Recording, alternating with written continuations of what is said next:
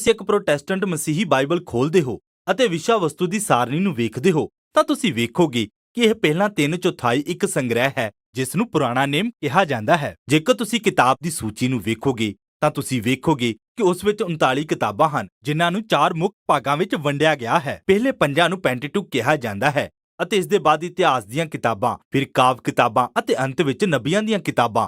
ਹੁਣ ਇਹ ਕਾਫੀ ਸਰਲ ਜਾਪਦਾ ਹੈ ਪਰ ਅਸਲ ਵਿੱਚ ਇਹ ਵਧੇਰੇ ਗੁੰਝਲਦਾਰ ਹੈ ਅਤੇ ਵਧੇਰੇ ਦਿਲਚਸਪ ਵੀ ਹੈ। ਇੱਕ ਖੰਡ ਵਿੱਚ ਕਿਤਾਬਾਂ ਦੀ ਇਸ ਵਿਵਸਥਾ ਨੂੰ ਪੁਰਾਣੇ ਨੇਮ ਤੋਂ ਬਾਅਦ ਵਿੱਚ ਆਈ ਮਸੀਹੀ ਪਰੰਪਰਾ ਦੁਆਰਾ ਕਿਹਾ ਗਿਆ ਜੋ ਯਿਸੂ ਅਤੇ ਰਸੂਲਾਂ ਦੇ ਬਾਅਦ ਵਿਕਸਿਤ ਹੋਈ। ਪ੍ਰਾਚੀਨ ਯਹੂਦੀ ਪਰੰਪਰਾ ਵਿੱਚ ਇਹ ਸਾਰੇ ਕੰਮ ਵੱਖ-ਵੱਖ ਪੱਤਰਾਂ ਵਿੱਚ ਸਨ ਅਤੇ ਇਹਨਾਂ ਨੂੰ 3 ਭਾਗਾਂ ਦੇ ਏਕੀਕ੍ਰਿਤ ਸੰਗ੍ਰਹਿ ਦੇ ਰੂਪ ਵਿੱਚ ਵਿਵਸਥਿਤ ਕੀਤਾ ਗਿਆ ਸੀ ਜਿਨ੍ਹਾਂ ਨੂੰ ਤਨਾਕ ਕਿਹਾ ਜਾਂਦਾ ਹੈ। ਇਹ ਤੁਰੇਤ ਦਾ ਇੱਕ ਇਬਰਾਨੀ ਸੰਖੇਪ ਸ਼ਬਦ ਹੈ ਜਿਸ ਦਾ ਅਰਥ ਹੈ ਨਿਰਦੇਸ਼, ਨੇਵੀਅਮ ਜਿਸ ਦਾ ਅਰਥ ਨਬੀ ਅਤੇ ਕੇਟੂਵਿਮ ਜਿਸ ਦਾ ਅਰਥ ਹੈ ਲੇਖ। ਤਨਾਕ ਵਿੱਚ ਉਹੀ ਕਿਤਾਬਾਂ ਹਨ ਜੋ ਪ੍ਰੋਟੈਸਟੈਂਟ ਪੁਰਾਣੇ ਨੇਮ ਵਿੱਚ ਹਨ ਪਰ ਉਹਨਾਂ ਦੀ ਤਰਤੀਬ ਵੱਖਰੇ ਢੰਗ ਨਾਲ ਲਗਾਈ ਗਈ ਹੈ। ਤੁਰੇਤ ਅਤੇ ਪੈਂਟੇਟੁਕ ਇੱਕ ਹੀ ਹਨ। ਪੁਰਾਣੇ ਨਬੀਆਂ ਵਿੱਚ ਇਤਿਹਾਸਕ ਬਿਰਤਾਂਤਾਂ ਦੀਆਂ 4 ਕਿਤਾਬਾਂ ਸ਼ਾਮਲ ਹਨ ਅਤੇ ਫਿਰ ਖਾਸ ਨਬੀਆਂ ਦੇ ਨਾਮ ਤੇ 15 ਕਿਤਾਬਾਂ ਹਨ।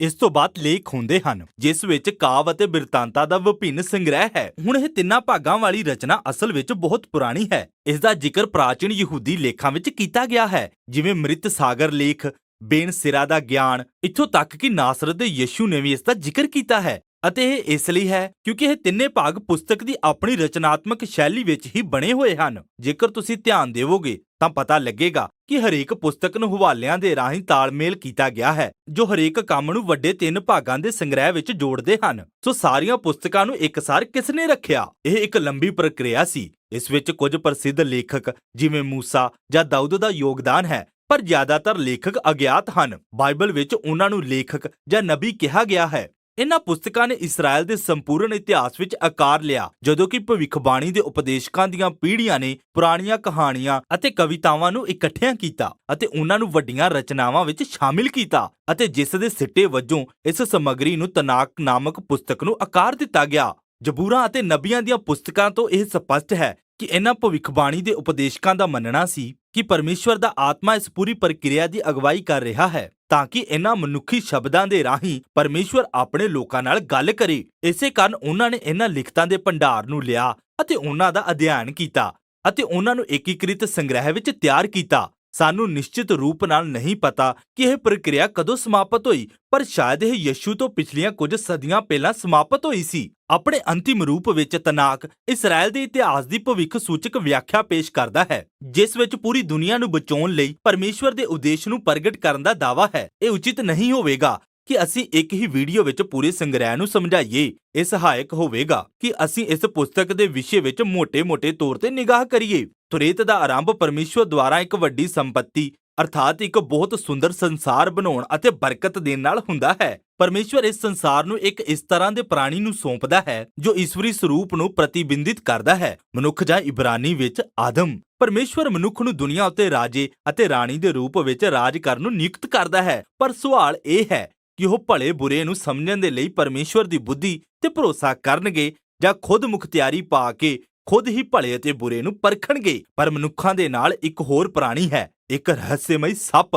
ਇਹ ਸ੍ਰਿਸ਼ਟੀਕਰਤਾ ਦੇ ਖਿਲਾਫ ਵਿਦਰੋਹ ਵਿੱਚ ਸੀ ਅਤੇ ਮਨੁੱਖਾਂ ਨੂੰ ਛਲ ਦੁਆਰਾ ਪਰਮੇਸ਼ਵਰ ਦੀ ਖੁੱਲ੍ਹਦਿਲੀ ਦੇ ਵਿਰੁੱਧ ਮੂਰਖਤਾਪੂਰਨ ਵਿਦਰੋਹ ਵਿੱਚ ਲੈ ਜਾਂਦਾ ਹੈ। ਸਿੱਟੇ ਵਜੋਂ ਮਨੁੱਖਤਾ ਈਸ਼ਵਰੀ ਜੀਵਨ ਦੇ ਸਰੋਤ ਤੋਂ ਅਲੱਗ ਹੋ ਜਾਂਦੀ ਹੈ ਅਤੇ ਉਹਨਾਂ ਨੂੰ ਬਰਕਤ ਦੇ ਬਾਗ ਵਿੱਚੋਂ ਕੱਢ ਕੇ ਖਤਰਨਾਕ ਉਜਾੜ ਵਿੱਚ ਮਰਨ ਲਈ ਘੱਲ ਦਿੱਤਾ ਜਾਂਦਾ ਹੈ। ਉਸ ਜਗ੍ਹਾ ਤੋਂ ਮਨੁੱਖ ਫੈਲਦੇ ਹਨ ਅਤੇ ਉਹ ਭਲੇ ਅਤੇ ਬੁਰੇ ਨੂੰ ਫਿਰ ਤੋਂ ਪਰਿਭਾਸ਼ਿਤ ਕਰਨ ਲੱਗ ਜਾਂਦੇ ਹਨ ਅਤੇ ਚੀਜ਼ਾਂ ਤੇਜ਼ੀ ਨਾਲ ਹੇਠਾਂ ਜਾਂਦੀਆਂ ਹਨ। ਉਹ ਹਿੰਸਾ ਅਤੇ ਜ਼ੁਲਮ ਨਾਲ ਜੂਝ ਰਹੇ ਸ਼ਹਿਰ ਦਾ ਨਿਰਮਾਣ ਕਰਦੇ ਹਨ ਜੋ ਬਾਬਲ ਨਾਮਕ ਸ਼ਹਿਰ ਦੀ ਬੁਨਿਆਦ ਦਾ ਕਾਰਨ ਬਣਦੇ ਹਨ। ਸੋ ਇਸ ਤਰ੍ਹਾਂ ਦਾ ਸ਼ਹਿਰ ਹੈ ਜਿੱਥੇ ਲੋਕ ਖੁਦ ਨੂੰ ਪਰਮੇਸ਼ਵਰ ਦੇ ਸਥਾਨ ਤੇ ਰੱਖਦੇ ਹਨ ਅਤੇ ਹੁਣ ਪੂਰੀ ਬਾਈਬਲ ਦੀ ਮੁੱਢਲੀ ਕਥਾ ਦਾ ਟਕਰਾਅ ਨਿਰਧਾਰਿਤ ਕੀਤਾ ਗਿਆ ਹੈ। ਪਰਮੇਸ਼ਵਰ ਆਪਣੀ ਦੁਨੀਆ ਨੂੰ ਬਰਕਤ ਦੇਣਾ ਚਾਹੁੰਦਾ ਹੈ ਅਤੇ ਮਨੁੱਖਾਂ ਦੁਆਰਾ ਇਸ ਤੇ ਰਾਜ ਕਰਨਾ ਚਾਹੁੰਦਾ ਹੈ ਪਰ ਹੁਣ ਮਨੁੱਖ ਸਮੱਸਿਆ ਬਣ ਗਏ ਹਨ। ਉਹ ਬੁਰਾਈ ਦੇ ਪ੍ਰਭਾਵ ਹੇਠ ਹਨ। ਉਹ ਮੂਰਖ ਅਤੇ ਘੱਟ ਦ੍ਰਿਸ਼ਟੀ ਵਾਲੇ ਹਨ ਅਤੇ ਆਪਣੇ ਹੀ ਨਾਸ਼ ਵੱਲ ਜਾ ਰਹੇ ਹਨ ਅਤੇ ਇਹ ਸਭ ਪਰਮੇਸ਼ਵਰ ਦੇ ਉਪਾਅ ਨੂੰ ਸਥਾਪਿਤ ਕਰਦੇ ਹਨ। ਸਾਨੂੰ ਨਵੀਂ ਕਿਸਮ ਦੇ ਮਨੁੱਖ ਦੀ ਜ਼ਰੂਰਤ ਹੈ ਅਤੇ ਪਰਮੇਸ਼ਵਰ ਵਾਅਦਾ ਕਰਦਾ ਹੈ ਕਿ ਇੱਕ ਨਵਾਂ ਮਨੁੱਖ ਆਵੇਗਾ ਜੋ ਸੱਪ ਦੇ ਬਹਿਕਾਵੇ ਵਿੱਚ ਨਹੀਂ ਆਵੇਗਾ। ਅਸਲ ਵਿੱਚ ਉਹ ਉਸ ਨੂੰ ਕੁਚਲ ਦੇਵੇਗਾ ਅਤੇ ਉਸ ਦੇ ਦੁਆਰਾ ਕੁਚਲਿਆ ਜਾਵੇਗਾ। ਇੱਥੋਂ ਇੱਕ ਕਹਾਣੀ ਆਦਮੀ ਅਤੇ ਇਸਤਰੀ ਅਬਰਾਹਮ ਅਤੇ ਸਾਰਾ ਦੇ ਵਾਅਦਾ ਕੀਤੇ ਵੰਸ਼ ਬਾਰੇ ਦੱਸਦੀ ਹੈ। ਪਰਮੇਸ਼ਵਰ ਉਹਨਾਂ ਨੂੰ ਉਹੀ ਈਸ਼ਵਰੀ ਬਰਕਤ ਦਿੰਦਾ ਹੈ ਜੋ ਉਸਨੇ ਆਰੰਭ ਵਿੱਚ ਮਨੁੱਖਤਾ ਨੂੰ ਦਿੱਤੀ ਸੀ, ਅਤੇ ਉਹ ਬਾਬਲ ਨੂੰ ਛੱਡ ਕੇ ਇੱਕ ਨਵੇਂ ਬਾਗ ਵਰਗੀ ਜ਼ਮੀਨ ਤੇ ਆਉਂਦੇ ਹਨ ਜਿਸ ਨੂੰ ਪਰਮੇਸ਼ਵਰ ਨੇ ਉਸਦੇ ਪਰਿਵਾਰ ਨੂੰ ਦੇਣ ਦਾ ਵਾਅਦਾ ਕੀਤਾ ਸੀ। ਇਸ ਤੋਂ ਬਾਅਦ ਅਬਰਾਹਮ ਦੇ ਪਰਿਵਾਰ ਦੀ ਕਹਾਣੀ ਹੈ। 3 ਪੀੜ੍ਹੀਆਂ ਅਬਰਾਹਮ, ਇਸਹਾਕ ਅਤੇ ਯਾਕੂਬ ਅਤੇ ਉਸਦੇ 12 ਪੁੱਤਰ। ਸਾਡੀਆਂ ਉਮੀਦਾਂ ਉਦੋਂ ਤੱਕ ਬਣੀਆਂ ਰਹਿੰਦੀਆਂ ਹਨ ਜਦੋਂ ਤੱਕ ਕਿ ਉਹਨਾਂ ਦੀ ਬਹੁਤ ਖਰਾਬ ਅਤੇ ਵਿਨਾਸ਼ਕਾਰੀ ਪਰਿਵਾਰਿਕ ਕਹਾਣੀ ਨੂੰ ਨਹੀਂ ਪੜ੍ਹਦੇ। ਉਹ ਝੂਠ ਬੋਲਦੇ ਹਨ ਅਤੇ ਧੋਖਾ ਦਿੰਦੇ ਹਨ ਅਤੇ ਲਗਭਗ ਇੱਕ ਦੂਜੇ ਨੂੰ ਮਾਰ ਸੁੱਟਦੇ ਹਨ। ਇਹਦਾ ਜ਼ਿਕਰ ਵੀ ਨਾ ਭੁੱਲੋ ਕਿ ਜਿਨਸੀ ਬੁਰਾਈ ਵੀ ਸ਼ਾਮਲ ਸੀ। ਪਰ ਬਾਗ ਦੀ ਕਹਾਣੀ ਤੋਂ ਬਾਅਦ ਤੁਸੀਂ ਕੀ ਉਮੀਦ ਕੀਤੀ ਸੀ? ਉਹ ਮਨੁੱਖ ਹਨ। ਆਖਰਕਾਰ ਅਬਰਾਹਮ ਦਾ ਪਰਿਵਾਰ ਮਿਸਰ ਵਿੱਚ ਦੀ ਗੁਲਾਮੀ ਵਿੱਚ ਚਲਾ ਜਾਂਦਾ ਹੈ। ਅਬਰਾਹਮ ਦੇ ਪਰਿਵਾਰ ਦੀਆਂ ਇਹ ਸਾਰੀਆਂ ਅਸਫਲਤਾਵਾਂ ਕਹਾਣੀ ਦੇ ਕੁਝ ਰੋਸ਼ਨ ਪਲਾਂ ਲਈ ਇੱਕ ਹਨੇਰ ਪਿਛੋਕੜ ਬਣਾਉਂਦੀਆਂ ਹਨ। ਪਰਮੇਸ਼ਵਰ ਇਹਨਾਂ ਲੋਕਾਂ ਦੇ ਪ੍ਰਤੀ ਵਚਨਬੱਧ ਰਹਿੰਦਾ ਹੈ। ਉਹ ਉਹਨਾਂ ਦੇ ਨਾਲ ਸਦੀਵੀ ਵਾਅਦਾ ਵੀ ਕਰਦਾ ਹੈ, ਅਰਥਾਤ ਨੇਮ ਬੰਨ੍ਹਦਾ ਹੈ ਕਿ ਉਹ ਉਹਨਾਂ ਦੁਆਰਾ ਸਰਬੱਤ ਮਨੁੱਖਤਾ ਨੂੰ ਬਚਾਵੇਗਾ ਅਤੇ ਬਰਕਤ ਦੇਵੇਗਾ। ਇਹ ਸਪਸ਼ਟ ਨਹੀਂ ਹੈ ਕਿ ਇਹ ਸਭ ਕਿਵੇਂ ਹੋਵੇਗਾ, ਪਰ ਅਬਰਾਹਮ ਦਾ ਪਰਿਵਾਰ ਜਦੋਂ ਆਪਣੀ ਸਵਾਰਥੀ ਯੋਜਨਾ ਨੂੰ ਰੋਕਦੇ ਹਨ ਅਤੇ ਦ੍ਰਿੜ ਵਿਸ਼ਵਾਸ ਨਾਲ ਪਰਮੇਸ਼ਵਰ ਦੇ ਵਾਅਦੇ ਤੇ ਭਰੋਸਾ ਕਰਦੇ ਹਨ ਤਾਂ ਉਹ ਇਸ ਦੀ ਵੱਲ ਅੱਗੇ ਵਧਦੇ ਹਨ। ਇੱਥੋਂ ਪਰਿਵਾਰ ਵੱਧਦਾ ਜਾਂਦਾ ਹੈ। ਆਖਿਰਕਾਰ ਉਹ ਮਿਸਰ ਵਿੱਚ ਗੁਲਾਮ ਹੋ ਜਾਂਦੇ ਹਨ ਅਤੇ ਫਿਰ ਤੁਰੇਤ ਦੇ ਇੱਕ ਮੁੱਖ ਪਾਤਰ ਮੂਸਾ ਨਾਲ ਸਾਡੀ ਜਾਣ ਪਛਾਣ ਹੁੰਦੀ ਹੈ। ਪਰਮੇਸ਼ਵਰ ਨੇ ਉਸ ਨੂੰ ਇਸਰਾਇਲ ਨੂੰ ਬਚਾਉਣ ਅਤੇ ਉਸ ਪਰਬਤ ਤੇ ਲਿਆਉਣ ਲਈ ਖੜਾ ਕੀਤਾ ਜਿੱਥੇ ਉਹਨਾਂ ਸਭਨਾਂ ਨੂੰ ਪਰਮੇਸ਼ਵਰ ਦੇ ਨਾਲ ਨੇਮ ਸੰਬੰਧ ਵਿੱਚ ਆਉਣ ਲਈ ਬੁਲਾਇਆ ਗਿਆ। ਉਹਨਾਂ ਨੂੰ ਸੰਬੰਧ ਦੇ ਵਿਸ਼ੇ ਵਿੱਚ 613 ਨੇਮ ਅਤੇ ਇਸ ਤਰ੍ਹਾਂ ਦੇ ਮਨੁੱਖ ਬਣਨ ਦੇ ਨਿਰਦੇਸ਼ ਦਿੱਤੇ ਗਏ ਜੋ ਇਮਾਨਦਾਰੀ ਨਾਲ ਸੰਸਾਰ ਵਿੱਚ ਪਰਮੇਸ਼ਵਰ ਦੀ ਨੁਮਾਇੰਦਗੀ ਕਰਨਗੇ। ਅਤੇ ਮੂਸਾ ਇਸ ਪੂਰੀ ਪ੍ਰਕਿਰਿਆ ਵਿੱਚ ਵਿਚੋਲਾ ਰਹਿੰਦਾ ਹੈ ਅਤੇ ਉਹ ਸ਼ਾਨਦਾਰ ਹੈ। ਉਹ ਮੁੱਖ ਨਬੀ ਹੈ ਜੋ ਇਸਰਾਇਲ ਨੂੰ ਪਰਮੇਸ਼ਵਰ ਦੇ ਬਚਨ ਸੁਣਾਉਂਦਾ ਹੈ। ਉਹ ਇਸ ਤਰ੍ਹਾਂ ਦਾ ਜਾਜਕ ਹੈ ਜੋ ਇਸਰਾਇਲ ਨੂੰ ਪਰਮੇਸ਼ਵਰ ਦੇ ਸਾਹਮਣੇ ਉਹਨਾਂ ਦੀ ਨੁਮਾਇੰਦਗੀ ਕਰਦਾ ਹੈ ਅਤੇ ਉਸ ਨੂੰ ਰਾਜਾ ਵੀ ਕਿਹਾ ਗਿਆ ਜੋ ਇਸਰਾਇਲ ਦਾ ਆਗੂ ਅਤੇ ਜ਼ਰੂਰਤ ਦੇ ਸਮੇਂ ਉਹਨਾਂ ਨੂੰ ਛਡਾਉਣ ਵਾਲਾ ਸੀ। ਅਤੇ ਤੁਰੇਤ ਜਿਵੇਂ-ਜਿਵੇਂ ਅੱਗੇ ਵੱਧਦੀ ਹੈ, ਇਸਰਾਇਲੀ ਕਈ ਵਾਰ ਅਸਫਲ ਹੁੰਦੇ ਹਨ। ਉਹ ਨੇਮ ਦੀ ਉਲੰਘਣਾ ਕਰਦੇ ਹਨ, ਇੱਥੋਂ ਤੱਕ ਕਿ ਮੂਸਾ ਵੀ ਪਰਮੇਸ਼ਵਰ ਦੇ ਖਿਲਾਫ ਵਿਦਰੋਹ ਕਰਦਾ ਹੈ। ਅਸਲ ਵਿੱਚ ਤੁਰੇਤ ਦੀ ਅਸਫਲਤਾ ਇਸ ਭਵਿੱਖਬਾਣੀ ਨਾਲ ਹੁੰਦੀ ਹੈ ਕਿ ਇਸਰਾਇਲ ਦੀ ਇਹ ਅਸਫਲਤਾ ਵਾਅਦੇ ਵਾਲੀ ਧਰਤੀ ਤੇ ਉਹਨਾਂ ਦੇ ਪ੍ਰਵੇਸ਼ ਦੇ ਬਾਅਦ ਵੀ ਜਾਰੀ ਰਹੇਗੀ ਅਤੇ ਉਹ ਇੱਕ ਵਾਰ ਫਿਰ ਗੁਲਾਮੀ ਵਿੱਚ ਚਲੇ ਜਾਣਗੇ। ਪਰ ਉਸ ਨੂੰ ਆਸ ਹੈ ਕਿ ਪਰਮੇਸ਼ਵਰ ਆਪਣੇ ਇਸਰਾਇਲ ਨੂੰ ਬਚਾਉਣ ਦੇ ਵਾਅਦੇ ਨੂੰ ਪੂਰਾ ਕਰੇਗਾ। ਇੱਕ ਦਿਨ ਉਹ ਉਹਨਾਂ ਦੀ ਅਸਫਲਤਾਵਾਂ ਨੂੰ ਢੱਕ ਲਵੇਗਾ ਅਤੇ ਉਹਨਾਂ ਦੇ ਸਵਾਰਥੀ ਮਨ ਨੂੰ ਚੰਗਾ ਕਰੇਗਾ ਤਾਂ ਕਿ ਉਹ ਪਰਮੇਸ਼ਵਰ ਨੂੰ ਪ੍ਰੇਮ ਕਰਨ ਅਤੇ ਜਿਉਂਦੇ ਰਹਿਣ। ਫਿਰ ਮੂਸਾ ਦੀ ਮੌਤ ਹੋ ਜਾਂਦੀ ਹੈ। ਹੁਣ ਤੁਰੇਤ ਦੇ ਅੰਤਿਮ ਵਾਕ ਹੈਰਾਨ ਕਰ ਦੇਣ ਵਾਲੇ ਹਨ। ਉਹ ਅਗਲੇ ਸਮੇਂ ਵਿੱਚ ਵੱਧ ਜਾਂਦੇ ਹਨ ਅਤੇ ਅਸੀਂ ਭਵਿੱਖਬਾਣੀ ਦੇ ਉਪਦੇਸ਼ਕਾਂ ਨੂੰ ਸੁਣਦੇ ਹਾਂ ਜਿਨ੍ਹਾਂ ਨੇ ਤਨਾਕ ਨੂੰ ਆਕਾਰ ਦਿੱਤਾ ਸੀ। ਉਹ ਆਪਣੀ ਦ੍ਰਿਸ਼ਟੀਕੋਣ ਤੋਂ ਮੂਸਾ ਦੀ ਕਹਾਣੀ ਉੱਪਰ ਆਪਣਾ ਵਿਚਾਰ ਪੇਸ਼ ਕਰਦਾ ਹੈ ਅਤੇ ਦੱਸਦਾ ਹੈ ਕਿ ਇਸਰਾਇਲ ਦੇ ਇਤਿਹਾਸ ਵਿੱਚ ਮੂਸਾ ਦੇ ਤੁੱਲ ਨਬੀ ਫਿਰ ਕਦੀ ਨਹੀਂ ਹੋਇਆ। ਮੈਂ ਚਾਹੁੰਦਾ ਹਾਂ ਕਿ ਉਸ ਦੇ ਵਰਗਾ ਨਬੀ ਜਾਜਕ ਰਾਜਾ ਆਵੇ ਅਤੇ ਇਸ ਦੇ ਨਾਲ ਹੀ ਅਸੀਂ ਨੇਵੀਅਮ ਵਿੱਚ ਚਲੇ ਜਾਂਦੇ ਹਾਂ।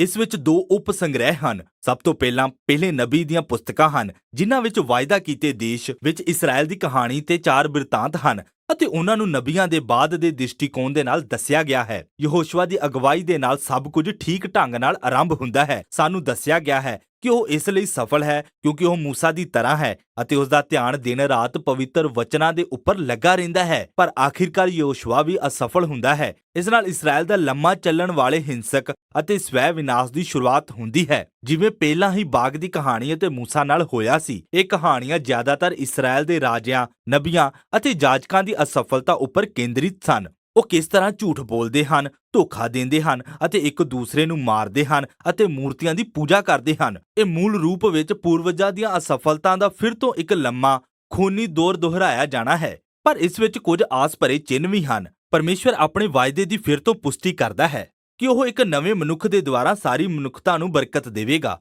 ਅਤੇ ਉਹ ਦਾਊਦ ਦੇ ਵੰਸ਼ ਦਾ ਰਾਜਾ ਹੋਵੇਗਾ। ਇੱਥੇ ਉਹ ਤੁਹਾਨੂੰ ਦਾਊਦ ਜਾਂ ਸੁਲੇਮਾਨ ਵਰਗੇ ਲੋਕਾਂ ਦੇ ਬਾਰੇ ਕੁਝ ਕਹਾਣੀਆਂ ਮਿਲਦੀਆਂ ਹਨ ਜਿਨ੍ਹਾਂ ਦੇ ਜੀਵਨ ਵਿੱਚ ਅਬਰਾਹਮ ਦੀ ਤਰ੍ਹਾਂ ਕੁਝ ਇਸ ਤਰ੍ਹਾਂ ਦੇ ਪਲ ਆਉਂਦੇ ਹਨ ਜਦ ਉਹ ਪਰਮੇਸ਼ਵਰ ਤੇ ਭਰੋਸਾ ਕਰਦੇ ਹਨ। ਪਰ ਇਹ ਬਣਿਆ ਨਹੀਂ ਰਹਿੰਦਾ ਅਤੇ ਤੁਸੀਂ ਇਸ ਗੱਲ ਨੂੰ ਨਹੀਂ ਜਾਣਦੇ ਹੋਵੋਗੇ। ਅਬਰਾਹਮ ਦਾ ਪਰਿਵਾਰ ਉਸੇ ਥਾਂ ਤੇ ਹੀ ਪਹੁੰਚਦਾ ਹੈ ਜਿੱਥੇ ਉਹਨਾਂ ਨੇ ਸ਼ੁਰੂਆਤ ਕੀਤੀ ਸੀ, ਬਾਬਲ ਤੋਂ ਜਿੱਤ ਅਤੇ ਗੁਲਾਮੀ। ਪਰ ਯਾਦ ਰੱਖੋ, ਇਹ ਪੂਰੀ ਕਹਾਣੀ ਨਬੀਆਂ ਦੇ ਬਾਅਦ ਦੇ ਨਜ਼ਰੀਏ ਤੋਂ ਦੱਸੀ ਜਾ ਰਹੀ ਹੈ ਅਤੇ ਉਹ ਜਾਣਦੇ ਹਨ ਕਿ ਗੁਲਾਮੀ ਅੰਤ ਨਹੀਂ ਹੈ। ਇਸ ਲਈ ਉਹਨਾਂ ਨੇ ਇਸਰਾਇਲ ਦੇ ਅਤੀਤ ਦੀਆਂ ਕਹਾਣੀਆਂ ਦੀ ਰਚਨਾ ਇਸ ਪ੍ਰਕਾਰ ਕੀਤੀ ਕਿ ਉਹ ਉਹਨਾਂ ਦੇ ਭਵਿੱਖ ਦੀ ਆਸ ਦੇ ਵੱਲ ਇਸ਼ਾਰਾ ਕਰੇ। ਜਦੋਂ ਪਰਮੇਸ਼ਵਰ ਆਪਣੇ ਲੋਕਾਂ ਨੂੰ ਬਾਬਲ ਤੋਂ ਛੁਟਕਾਰਾ ਦੇਵੇਗਾ ਤੇ ਉਹ ਉਸ ਰਾਜੇ ਨੂੰ ਭੇਜੇਗਾ ਜੋ ਮੂਸਾ ਅਤੇ ਦਾਊਦ ਅਤੇ ਸੁਲੇਮਾਨ ਦੀ ਤਰ੍ਹਾਂ ਹੋਵੇਗਾ, ਜਿਸ ਤਰ੍ਹਾਂ ਉਹ ਚੰਗੇ ਦਿਨਾਂ ਦੇ ਵਿੱਚ ਸਨ। ਅਸਲ ਵਿੱਚ ਨੇਵੀਅਮ ਦਾ ਦੂਜਾ ਭਾਗ ਅਰਥਾਤ ਬਾਅਦ ਦੇ ਨਬੀਆਂ ਦੀ ਪੁਸਤਕ ਇਸੇ ਹੀ ਵਿਸ਼ੇ ਦੇ ਬਾਰੇ ਹੈ। ਇੱਥੇ ਕੁਝ ਵਿਸ਼ੇਸ਼ ਨਬੀਆਂ ਨਾਲ ਜੁੜੀਆਂ 3 ਵੱਡੀਆਂ ਅਤੇ 12 ਛੋਟੀਆਂ ਪੁਸਤਕਾਂ ਹਨ। ਇਹ ਰਚਨਾ ਜਾਣਬੁੱਝ ਕੇ ਉਤਪਤ ਤੋਂ 3 ਅਤੇ 12 ਪੂਰਵਜਾਂ ਨੂੰ ਯਾਦ ਕਰਦੀਆਂ ਹਨ, ਜਿਨ੍ਹਾਂ ਦੀਆਂ ਅਸਫਲਤਾ ਦੀਆਂ ਕਹਾਣੀਆਂ ਵਿੱਚ ਭਵਿੱਖ ਦੀ ਆਸ ਦੀਆਂ ਕਿਰਨਾਂ ਹਨ।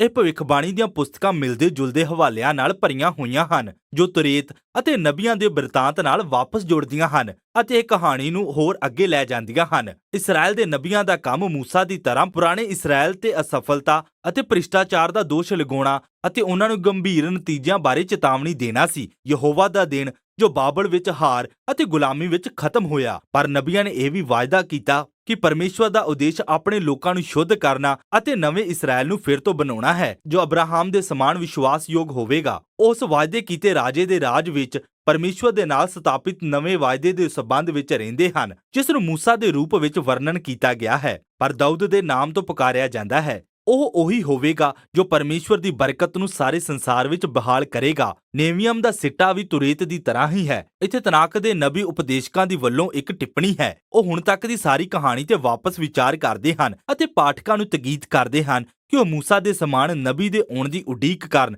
ਜਿਸ ਨੂੰ ਉਹ ਏਲੀਆ ਕਹਿੰਦੇ ਹਨ। ਉਹ ਆਪਣੇ ਲੋਕਾਂ ਨੂੰ ਸ਼ੁੱਧ ਕਰਨ ਅਤੇ ਬਚਾਉਣ ਲਈ ਇਸਰਾਇਲ ਦੇ ਪਰਮੇਸ਼ਵਰ ਦੀ ਆਮਦ ਦੀ ਘੋਸ਼ਣਾ ਕਰੇਗਾ। ਇੱਥੋਂ ਅਸੀਂ ਤਨਾਕ ਦੇ ਤੀਸਰੇ ਤੇ ਅੰਤਿਮ ਉਪ ਸੰਗ੍ਰਹਿ ਕੇਟੂਵਿਮ ਵਿੱਚ ਜਾਂਦੇ ਹਾਂ, ਜਿਸ ਵਿੱਚ ਪੁਸਤਕਾਂ ਦਾ ਵਿਭਿੰਨ ਸੰਗ੍ਰਹਿ ਹੈ। ਹਰੇਕ ਦੀ ਰਚਨਾ ਤੁਰੇਤ ਅਤੇ ਨਬੀਆਂ ਦੀਆਂ ਪੁਸਤਕਾਂ ਦੇ ਮੁੱਖ ਵਿਸ਼ਿਆਂ ਦੇ ਵਾਪਸ ਜੁੜਨ ਲਈ ਕੀਤੀ ਗਈ ਹੈ ਅਤੇ ਹੋਰ ਹਵਾਲਿਆਂ ਦੀ ਇੱਕ ਵਿਸਤਾਰ ਕੱਪੜੇ ਦੀ ਕਾਰਜਸ਼ੈਲੀ ਰਾਹੀਂ ਇਹਨਾਂ ਨੂੰ ਹੋਰ ਵਿਕਸਿਤ ਕਰਨ ਲਈ ਖਾਕੇ ਵਿੱਚ ਜੋੜਿਆ ਗਿਆ ਹੈ। ਉਦਾਹਰਨ ਦੇ ਲਈ ਜ਼ਬੂਰਾਂ ਦੀ ਜਾਣ ਪਛਾਣ 2 ਕਵਿਤਾਵਾਂ ਦੁਆਰਾ ਕਰਾਈ ਜਾਂਦੀ ਹੈ, ਜੋ ਤੁਰੇਤ ਅਤੇ ਨਬੀਆਂ ਦੀ ਪੁਸਤਕ ਦੇ ਆਰੰਭ ਨਾਲ ਤਾਲਮੇਲ ਕਰਦੀਆਂ ਹਨ। ਪਹਿਲੇ ਜ਼ਬੂਰ ਵਿੱਚ ਅਸੀਂ ਧਰਮੀ ਜਨ ਨਾਲ ਮਿਲਦੇ ਹਾਂ, ਜਿਸ ਦਾ ਨਵੇਂ ਯਹੋਸ਼ੁਆ ਦੇ ਰੂਪ ਵਿੱਚ ਵਰਣਨ ਕੀਤਾ ਗਿਆ ਹੈ, ਜੋ ਇੱਕ ਸਫਲ ਆਗੂ ਹੈ ਅਤੇ ਆਪਣਾ ਧਿਆਨ ਪਵਿੱਤਰ ਵਚਨਾਂ ਵੱਲ ਲਗਾਈ ਰੱਖਦਾ ਹੈ। ਉਹ ਮੂਸਾ ਦੁਆਰਾ ਵਾਅਦੇ ਕੀਤੇ ਰਾਜੇ ਦੀ ਤਰ੍ਹਾਂ ਹੈ ਅਤੇ ਉਹ ਅਦਨ ਦੇ ਬਾਗ ਵਿੱਚ ਸਥਿਤ ਜੀਵਨ ਦੇ ਸਦੀਪਕ ਜੀਵਨ ਦੇ ਰੁੱਖ ਦੀ ਤਰ੍ਹਾਂ ਹੈ। ਫਿਰ ਦੂਜਾ ਜ਼ਬੂਰ ਇਸ ਵਿਅਕਤੀ ਦੀ ਪਛਾਣ ਕਰਦਾ ਹੈ। ਉਹ ਦਾਊਦ ਦੇ ਵੰਸ਼ ਤੋਂ ਪਰਮੇਸ਼ਵਰ ਦਾ ਪੁੱਤਰ ਅਰਥਾਤ ਵਾਅਦਾ ਕੀਤਾ ਰਾਜਾ ਹੈ, ਜੋ ਜਾਤੀਆਂ ਵਿੱਚੋਂ ਬੁਰਾਈ ਨੂੰ ਹਟਾਉਣ ਅਤੇ ਸੰਸਾਰ ਵਿੱਚ ਪਰਮੇਸ਼ਵਰ ਦੀ ਬਰਕਤ ਬਹਾਲ ਕਰਨ ਜਾ ਰਿਹਾ ਹੈ। ਜ਼ਬੂਰਾਂ ਦਾ ਬਾਕੀ ਹਿੱਸਾ ਪਰਮੇਸ਼ਵਰ ਦੇ ਲੋਕਾਂ ਨੂੰ ਸਿਖਾਉਂਦਾ ਹੈ, ਜਦ ਕਿ ਉਹ ਭਵਿੱਖ ਦੀ ਆਸ ਦੀ ਉਡੀਕ ਕਰਦੇ ਹਨ ਤਾਂ ਉਹਨਾਂ ਨੂੰ ਪ੍ਰਾਰਥਨਾ ਕਿਸ ਤਰ੍ਹਾਂ ਕਰਨੀ ਚਾਹੀਦੀ ਹੈ।